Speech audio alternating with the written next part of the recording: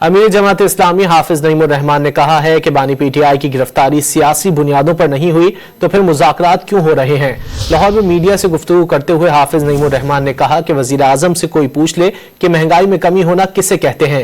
ملک میں مسلسل مہنگائی ہو رہی ہے اور پارلیمنٹ میں بیٹھے لوگوں نے اپنی تنخواہوں میں اضافہ کر لیا۔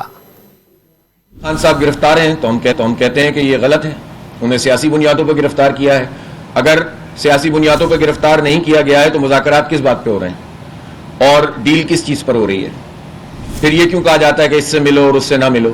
تو اس کا مطلب ہے کہ سیاسی بنیادوں پہ گرفتار ہے نا، تو نہیں ہونا چاہیے، کسی کو بھی نہیں ہونا چاہیے۔ وزیر اعظم صاحب سے کوئی یہ پوچھ لے کہ مہنگائی میں کمی ہونا کسے کہتے ہیں، تو گیس کی قیمت بڑھے، ایل پی جی کی قیمت بڑھے، پیٹرول کی قیمت بڑھے، ڈیزل کی قیمت بڑھے، دال کی قیمت بڑھے، چینی کی قیمت بڑھے، اور وزیر اعظم کہہ رہے ہوں کہ مہنگائی کم ہو گئی ہے، تو پھر وزیر اعظم سے ہم کیا پوچھیں؟